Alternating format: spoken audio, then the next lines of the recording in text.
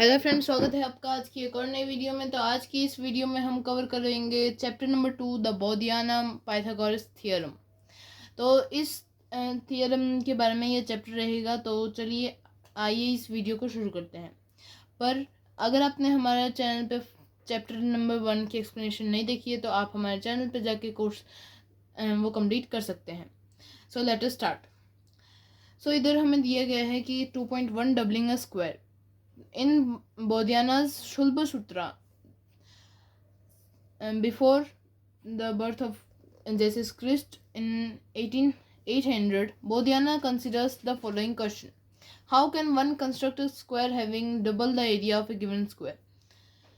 So हमें ये question दिया गया है कि हमें सबसे पहले बोधियाना के शुल्ब सूत्र के बारे में बताया गया है जो 1800 BCE में बनाए गए थे। और उसमें बोधियाना का एक क्वेश्चन था जो था कि अगर हमें एक स्क्वायर का एरिया डबल करना है तो उसकी साइड को हम क्या करेंगे। तो सिंपल गेस आप कर सकते हैं कि उसको डबल करेंगे, पर वो डबल होने की उसका एरिया डबल होने की जगह वो डबल का भी डबल मतलब 4 टाइम्स हो जाता है। तो उसके लिए उन्होंने एक बहुत अच्छा आंसर प्रोवाइड किया जो डायगोनल होता है एक स्क्वायर का, उससे हम एक स्क्वायर बना सकते हैं जो डबल है उस एरिया का। तो चलिए उसको देखते हैं। सो हम इधर है एक ऐसे डायगोनल स्क्वायर बनाया गया है और एक ऐसे वर्टिकल स्क्वायर है सिंपल। तो हमें इधर देख क्या सकते हैं, इधर ये जो डायगोनल वाला स्क्वायर है ये इसका एरिया जो है वो दूसरे स्क्वायर का डबल है। क्यों, ये हम अभी समझेंगे। देखिए, क्योंकि हमें करना है उस स्क्वायर को डबल। मान लीजिए इसकी साइड है 2। अब अगर आप इसकी साइड डबल कर देंगे, इसको 4 कर देंगे तो इसका एरिया जो होगा वो डबल हो जाएगा।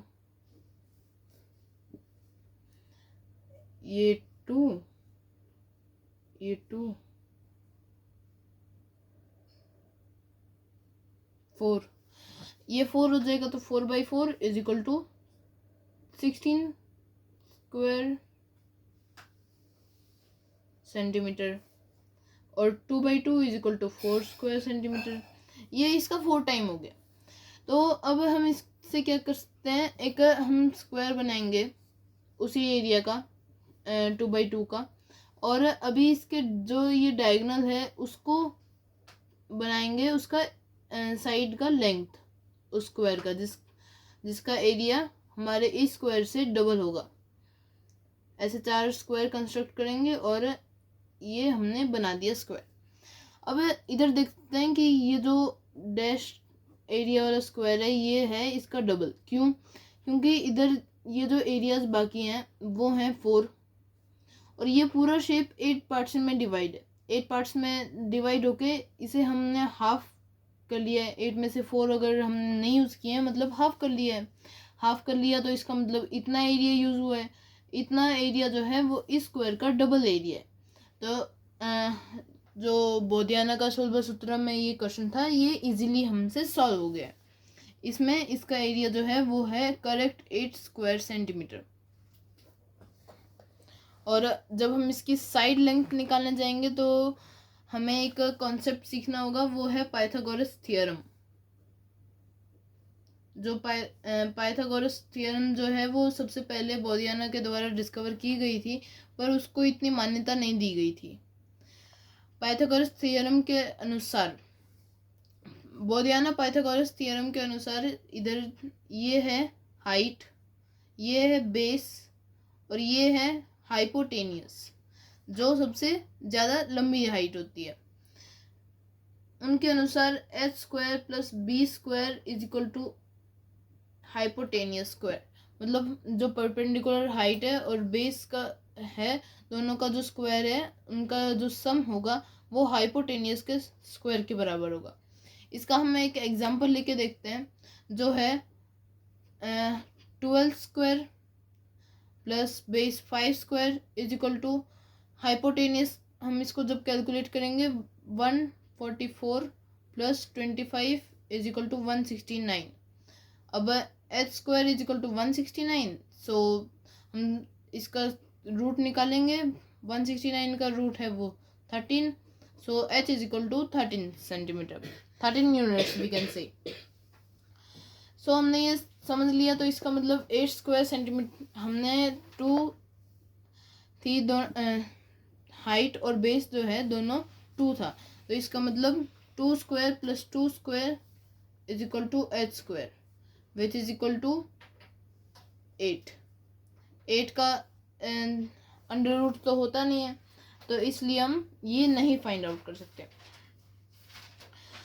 अगर हमें इसे सिंप्लीफाई करना है तो हम वो कर सकते हैं, जो है 2 multiply 2 cube root, sorry square root, क्योंकि हमने ये कैसे सॉल्व किया। 8 is equal to 2 multiply 2 multiply 2। अब इधर 2 स्क्वायर 2 2 हैं, तो इसका मतलब 2 मल्टीप्लाई 2 4, जो एक स्क्वायर है 2 का, तो हम उसको बाहर लेके आ जाएंगे और बचा एक 2, वो हम ऐसा का ऐसा स्क्वायर रूट में छोड़ देंगे। It is very simple.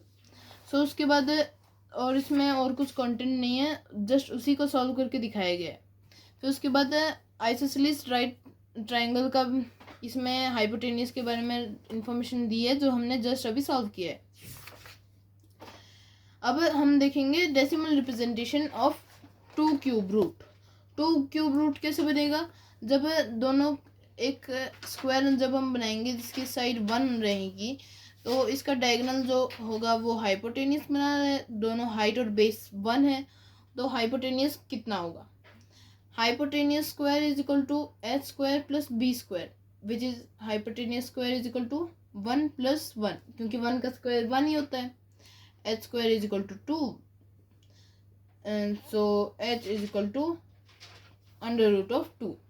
अब अंडर रूट ऑफ 2 निकालेंगे जब, तब हमें इसे डेसिमल में निकालना पड़ेगा, क्योंकि 1 और 2 का दोनों के क्यूब रूट के वो स्क्वायर रूट के बीच में आता है वो, तो इसलिए हम इसको सॉल्व करेंगे।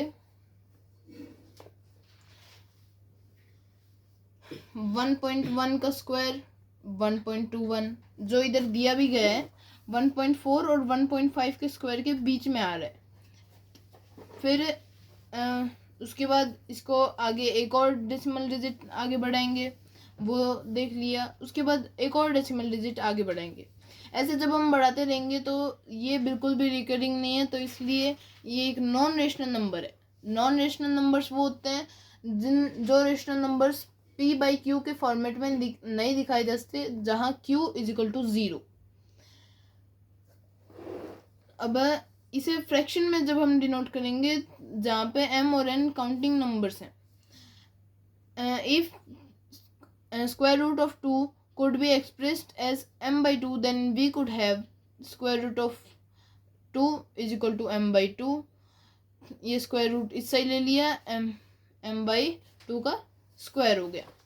तो अब ये थोड़ा सा ट्रिकी क्वेश्चन है जो आप सबके दिमाग में अराइज होगा, पर हम इसे एक ऐसे कोई नंबर नहीं है जो इसके बराबर हो, m और n ही हम उनको मान सकते हैं, क्योंकि वो बहुत लंबे मतलब नॉन रेशनल नंबर हो जाएंगे। इधर हमें क्या दिया गया है, 2 is equal to m by n। इस फॉर्म में हमें डिनोट करना है, और किसको डिनोट करना है, स्क्वायर रूट ऑफ 2 को।